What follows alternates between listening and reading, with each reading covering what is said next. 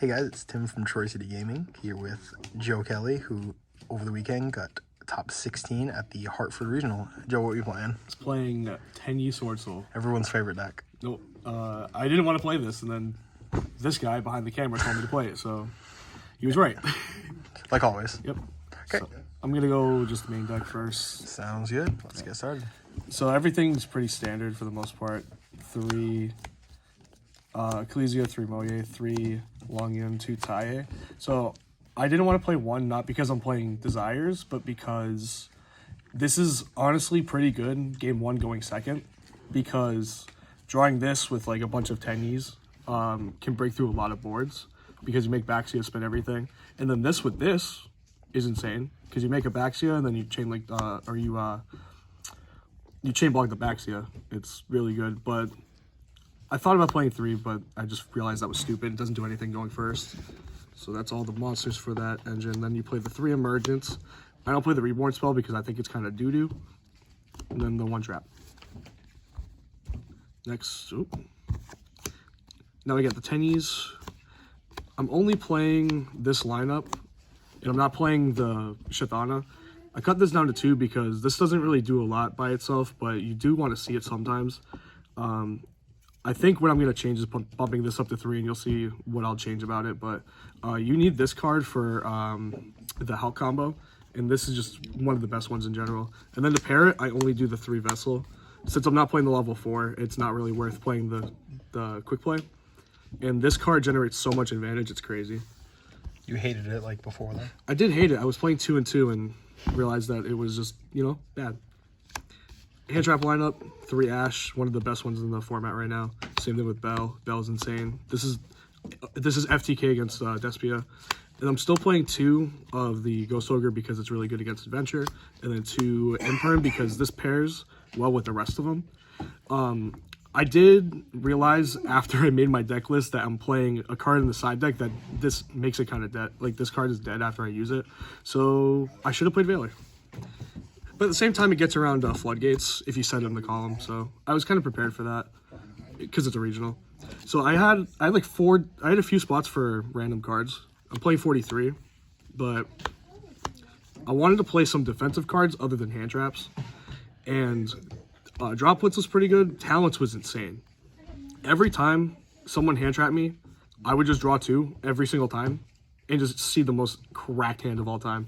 I would go through Tenyi combo, and they would either nib me or ash me on the Halker or anything. I would draw a normal summon plus a hand trap almost every time. It was probably the best card. So I might bump this up to 3. I might cut this out and put it on the side, and then put the 3rd Vishuda in. But this card was probably the MVP of all my defensive cards and everything else. And then this is also defensive cards. This is also like another Bell. It's insane.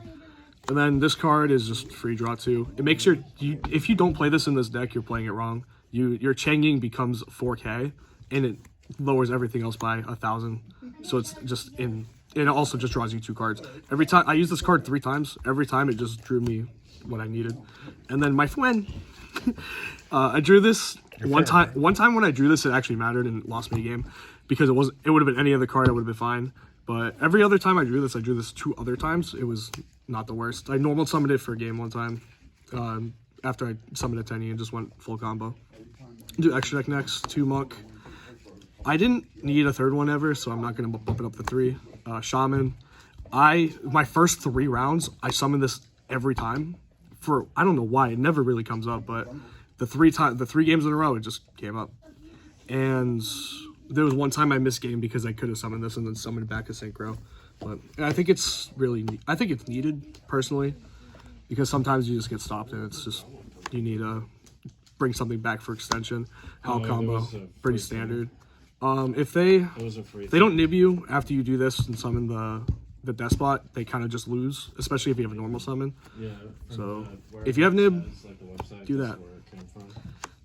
Then the 3 really good Yang Zings. These 2 are cracked. You need to play 2 because sometimes you use the first one for turn 1 when you make Chow Fang, especially in the really ignorant 4 Synchro combo. And then this, sometimes you need it for the Auroradon play if you don't open a normal summon, Or if you go second, you banish a spell, you make this, they have to stop it. And when it gets destroyed, it just gets you another body, even if they negate it. 2 Chi Shao, pretty standard. One of the best cards in the extra deck. Berserker, this card, I summoned it a few times, and it actually won me most of the times. Not just from attacking, but having a banish effect. I summoned this against the Rose Dragon Adventurer, and they used DPE effect Engrave. I banished it, and then they were trying to make plays the next turn. Then they went to go no, they dashed, and then I banished the dasher, so their Celestial was dead. Engrave. It was kind of insane. This knocks you out from using lights. I did this only twice going first, but both times like they had Gamma, and I just won because they just realized, oh wait, I can't use Gamma. And then 10s, the 3 best ones. I don't really make this going first all the time, only if I have the Ignorant combo. This is way better to make. Like, Baron's is good, but it's not like the best card to open like half the time. This is, you don't really make this first unless you have like the trap already, and like you can just do that, but I don't know. I think this is good just like going second or follow-up play. This is probably the best one to open. You can draw extra cards off of this, and then most of the decks, they can't really play around the banish effect unless they negate it right away. So it's pretty good. I wouldn't change anything about the side deck, or not the side, but the extra deck. The extra deck is really good.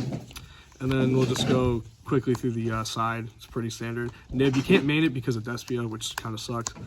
Droll is really good in the format right now. Hits all the Adventurer decks. It's pretty good against Despia if they don't open Brandon in red draw phase, because sometimes they don't, and that's, I don't know why they don't. It's kind of weird. But those are okay. I put the third droplet. Third droplet came up a little bit more, especially when I was going second. I just put this in instead of like a certain hand trap, like Valor, or not Valor, Imperm, because this also stops Token Collector. If I get Token Collector, I just kind of lose most of the time. And then I just have some back row removal. I only played 5 because I played Vishuda, so you don't really need too many. And I saw the Duster once. I saw the Twins 2 times, and that's all I really needed. You only needed to use it like once most of the time. And then this card was kind of cheeks, honestly.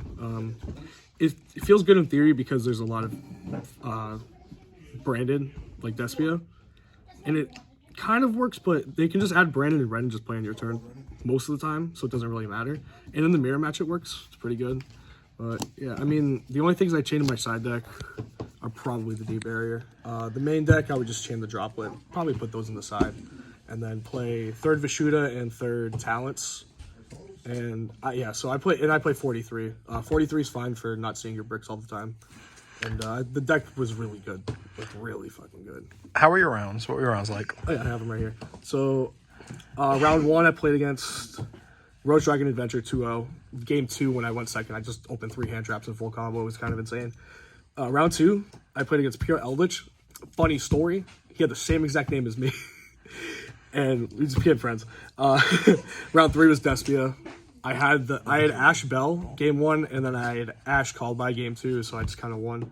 Round 4, I played another Rose Dragon Adventure deck, and I lost my game 3. That's when I opened that spot, and it was just unplayable. Round 5 was the mirror match, 2-1. I think I only won that because he plays the quick play, and the quick play gets you to Chi Shao, but it doesn't get you enough. If you know what, I don't know how to explain it, but the vessel is just way better, and like I'd rather see.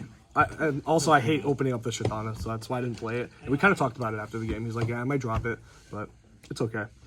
Round 6, Despia 2-0. I didn't see the hand traps that game, but I just still won because this deck just does really good against it.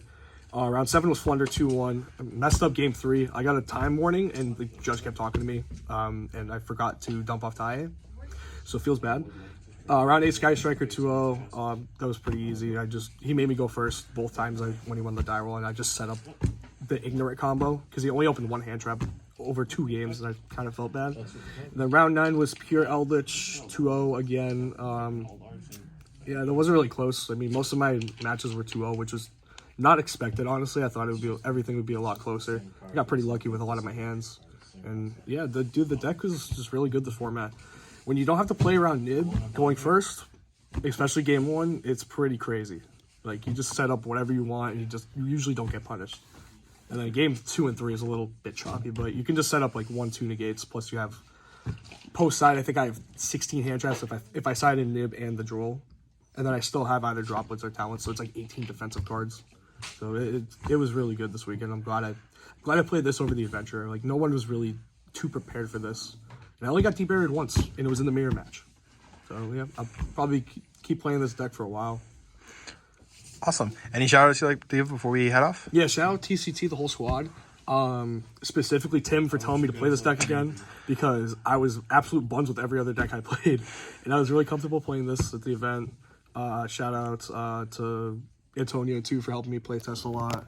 Who else? I mean, shout out to Endangered Hobbies for being a really good local. Shout out to Game King for being a good local. And I guess that's it. Perfect. Sounds good. See you guys in the next deck profile. Have a good day.